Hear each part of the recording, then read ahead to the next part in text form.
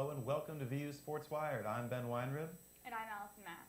On today's show, we're going to go over the close loss to South Carolina. We're going to preview the University of Kentucky game. We're going to go to the whiteboard. We're going to talk about some bad news from the football team and then talk about doors in the pros before some Commodore spotlight. Now let's look at the highlights from the South Carolina game. So Derek Mason and the Commodores taking on number 14 South Carolina. Another ranked team. They're going to be looking for another win. Opening kickoff, Darian Sims takes it from the 9-yard line all the way to the house. This will be the first return on the kickoff since Andre Hall in 2011. This will be a big start for the Commodores. What would end up being an even bigger start. We saw here, Pat Robinette finds Davis Gunshot for a 29-yard pass. It would be a big pickup for the transfer out substantially. Later in that drive, Pat Robinette takes it 3 yards, goes upended, lands on his head. He was safe to game, we'll see that ends up later. And kept off that drive with an 8-yard pass to C.J. Duncan. C.J. Duncan was pressure. South Carolina will come back under heavy pressure. It's a touchdown there to Jack Rowland. South Carolina is back in the game down to 4 points. Wade Freebeck now into Pat Robinette, gets hit, and then kicked off. South Carolina takes about 15 yards, and all of a sudden, right at the end of the half, South Carolina on the lead. You can see there as Wade Freebeck throws off his back foot.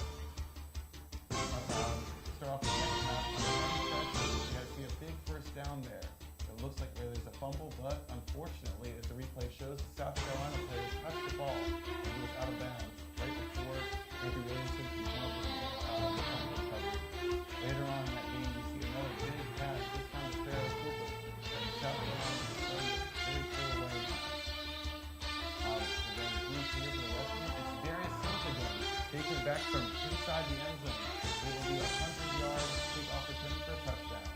He is the first player ever in Commodore history to take back 2 kicks for touchdowns. Of course, he didn't know a kickoff for the rest of the game because South Carolina loses 2 dangerous things. You can check out the replay. He does not get touched. He does not touch that either. Using 4th and on the ball. Derek Mason ends up going for the field goal. So it's going to take the lead. He's going to riding the with a 71-yard run. At this point, South Carolina is running away with it. You see later on in the game, Wade Freebeck gets a chance to tie up. That's a little bit too late. There's 50 seconds left. The Commodores are only down 14 points. So Vanderbilt's win streak is no more. The Commodores fall to 1-3 and South Carolina is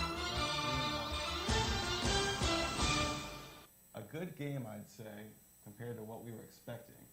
I don't know about you, Allison. Yeah, I think it was the best we've seen this season. I think, the defense stepped up. We didn't have as much holes there, and we were actually able to move the ball. So tough to take down an opponent like South Carolina, though. Yeah. Before this game, I'd been talking to some other people about how you could probably make a whole lot of money betting against Vandy and just saying, I'll take the line, I'll take the points. Who was it? Ole Miss only favored by 17. Take the points. Well, the line against South Carolina was 22.5, and that seemed kind of low to me. They end up covering it at 14 points, which is a small miracle in and of itself.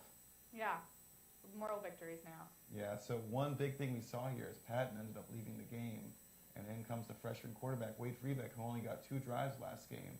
Very big arm, obviously. Anything you saw to him you liked? You have to ask yourself that question.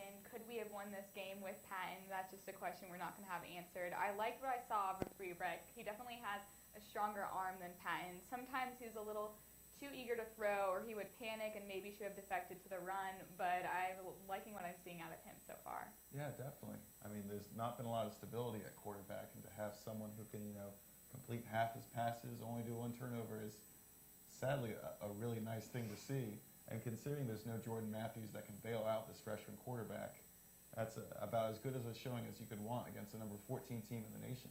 Yeah, and the things that he can do in the next 4 years is really exciting. Yeah, for sure. Now, one other big play here was that 4th down call on 4th and goal. Derek Mason ends up electing not to go for it. What did you think there?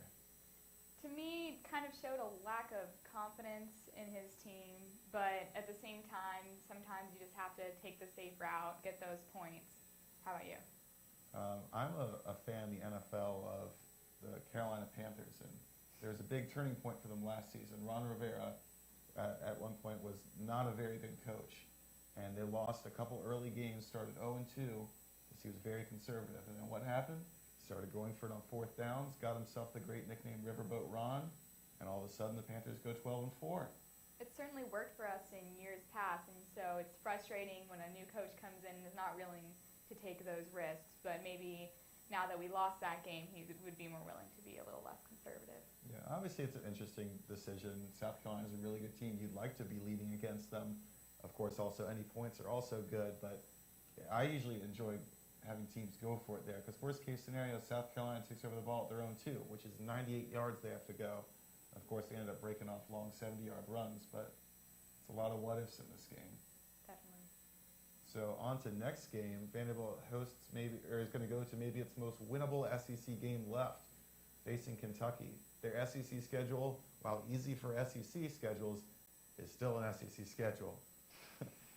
Their big games coming up are at UK, at Missouri, hosting Florida, who they beat last year, at the Swamp, and at home against UT. If they need 5 more wins this year if they want to make a bowl game.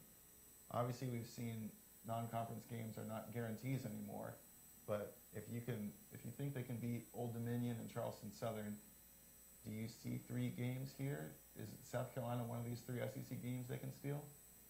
I think they are certainly capable of it. I mean, if nothing else, then I think that the South Carolina game gave us some confidence in this group of players. And Kentucky, although they did have a good showing against Florida, you don't know if that was just a good day for them and a bad day for Florida or whatnot. But I definitely think that if the Commodores want to make a bowl game, they're going to have to get a win this weekend.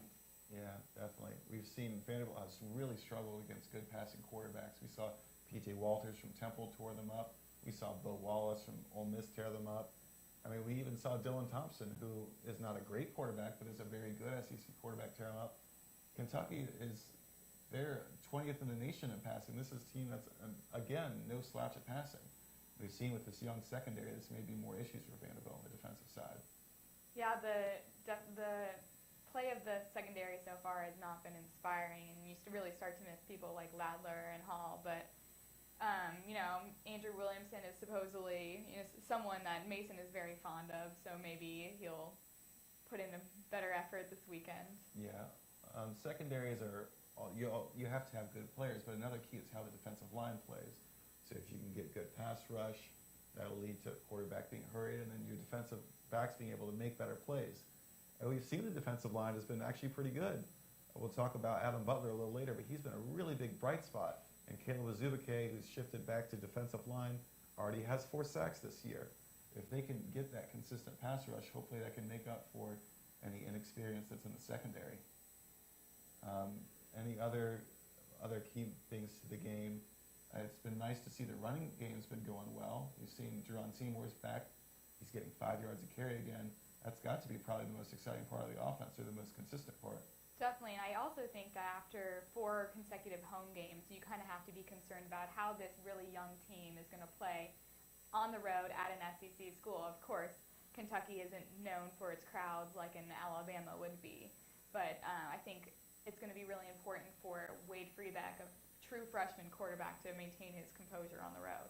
Definitely, and Kentucky is definitely the first SEC team you want to play on the road here. Certainly. And luckily we get to avoid playing at LSU, at Alabama, all those places. But it's definitely, with such a young team, 8 home games is a big deal. Everything as you mentioned, it's very big to have to wait 5 weeks before you have to go on the road. And this should be a good prepper for Georgia. Yeah. So one last note before we head to the whiteboard. Coach Mason has not yet announced who the starter is going to be. He said he would prefer it to be Patton, but he needs him to be 100% healthy. As of Wednesday, he was not out at practice, so maybe it's Wade Freebeck. And speaking of the freshman, let's go to the whiteboard to see how his interception happened. I'm Max Hers. Welcome to this week's segment of To the Whiteboard. Today, we're going to look at the pick six by South Carolina's Bryson Williams that put South Carolina ahead of Vanderbilt for good at the end of the first half in this past week's game. Let's take a look at the formation on this one. Freshman Wade Freebeck at cornerback for Vandy. Jaron Seymour flanks him to his right in the shotgun. Then receivers split out C.J. Duncan and Latavius Rayford on the outside with Trey Wilkins in the slot. Snap taken out of the shotgun. Seymour heads out to the right. Tight end Stephen Choi stays into block as the Commodores look to pass. On the right side, Rayford heads up the sideline before cutting back. He's guarded well one-on-one by his man. On the left side, C.J. Duncan takes a fly route, then gets lost in no man's land just beyond the first down marker on a 2nd down and 6 near midfield. Trey Wilkins goes straight out and hooks towards the outside. With 2 receivers over here in close proximity, Wade Freebeck is trapped looking towards the left side and giving away where he's going to throw the ball. All the while, South Carolina is bringing a 5-man rush. These 4 linemen all rush. Then the left outside linebacker comes through the middle as the defensive end and the linebacker meet to put pressure on Wade Freebeck. Freebeck, forced to throw off of his back foot, puts it up for Wilkins, and the ball is intercepted by Wilkins defender Bryson Williams and returned for a touchdown, putting the Gamecocks ahead 17-14 with less than a minute to go before halftime. Despite the bad outcome of this play, Wade Freebeck learned from his mistakes, and this interception return for a touchdown really led to him becoming a better quarterback in the second half of this game. He no longer stared down his receivers like he did on this play. He didn't throw off his back foot, and he got full arm strength in on every throw, took hits, and did what he needed to do to get the ball to his receivers to convert first downs. Although the Gamecocks took the lead for good on this play, it was a play that Wade Freebeck learned a lot from, and will be looking to do more on in response to this play as the Commodores move forward. This has been To the Whiteboard. I'm Max Harris. Back to you guys at the desk. All right, and welcome back to the desk. Now we have here Amanda Marco Tulia, and let's send it over to the whiteboard with Virginia in order. Hi guys, and welcome to the Whiteboard, and today we are doing fill in the blank. So, first question, this is going to Ben. Wade Freebeck's arm is? All right, I'm going with too dangerous. Wade Freebeck has by far the strongest arm on the team, and we saw it be a little too strong a couple times. He overthrew some screen passes. He really overthrew a couple long guys, or some guys deep, but you can tell when he gets it all together, he's going to have it all, he's going to be actually too dangerous, and hopefully not just overthrowing his own guys. I agree. I'd say Wade Freebeck's arm is still growing. He obviously does have a ton of strength. You saw throwing down the field, no problem, but really it was those dangerous, risky situations that we don't necessarily want to see our quarterback have. We're not going to have Patton anymore. We want Freebeck's arm to be a little more consistent. So hopefully still growing as he plays more. We get a little more out of that arm. Yeah. I think I agree with Amanda there. His arm is still growing. Okay, Amanda, you get the next one. Kentucky's crowd will be? I'm going to say Kentucky's crowd will be ambitious because they really, I don't think they have that much to be cheering for their football team. Really, I think they're just excited because they don't have basketball to cheer for yet, so they're going to be out there and be loud because they have nothing else to cheer for yet. But hopefully that won't be stopping us. We had the crowd noise playing at practice the other day for the football team to try to get them used to the situation. It was super loud for the practice, but I don't think it'll be too much to worry about, and really they'll just be cheering for hopefully not too many reasons. Yeah, I'm going to go with in hibernation.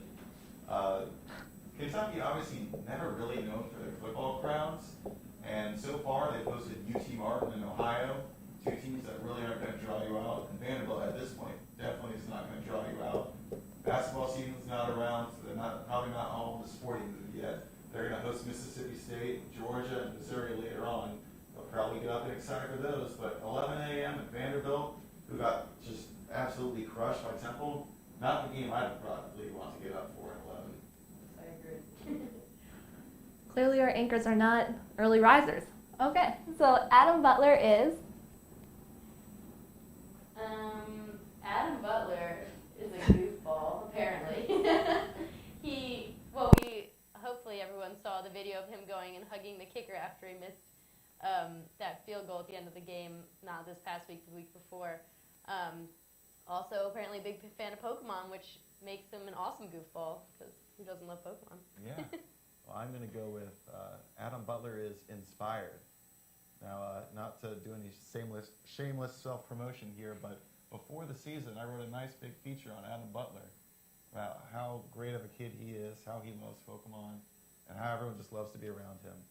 And I think that nice piece of writing inspired Adam Butler to do great things for Vanderbilt football. Well, I think Amanda's better preseason for the whole entire time there, but I think at the end she's going to pull away the win. I have to agree, Adam Butler seems pretty inspiring. You got your win today. Yeah, it's been a minute. So we've talked about all these bright aspects of the Commodore football, even in losses, but we had a couple pieces of bad news recently. On Monday, it was announced Brian Kimbrough, the top recruit of our year, class of 2012, has been suspended indefinitely for conduct detrimental to the team. Right. And then one day later, Jordan Cunningham, the star recruit, the number one recruit of class of 2013, the wide receiver, is taking a leave of absence. So that's two highly touted players who haven't done a ton this year, unfortunately. Kimbrough only has one carry for -6 yards and a fumble, and Cunningham only has 3 catches for 27 yards. But at this point, this team can't really afford to lose too many players. Right, it's a little disappointing to see them go. We had some high expectations for them. It kind of leaves you wondering, what kind of message Mason's trying to send here. I've heard in the past he has a little bit of a temper. I don't know what happened with Kimbrough, but maybe, Mason really wanted to let the players know that he means business and that he's here, to be serious with the players. So I guess we'll see what happens with that. But hopefully, we can have our other players step up. But it is sad to see them go. Yeah, and this isn't really out of the ordinary to see a new coach dismiss a bunch of players. Charlie Strong at Texas already kicked off 9 players from his team, and a lot of that has been to do for doubling down on drug testing.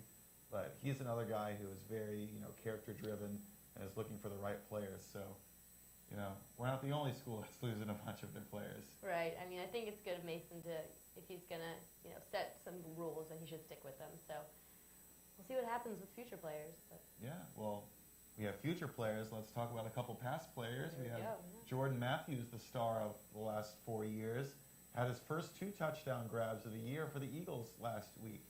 It was a big week for him on my bench in fantasy football, unfortunately, but he's starting for me this week.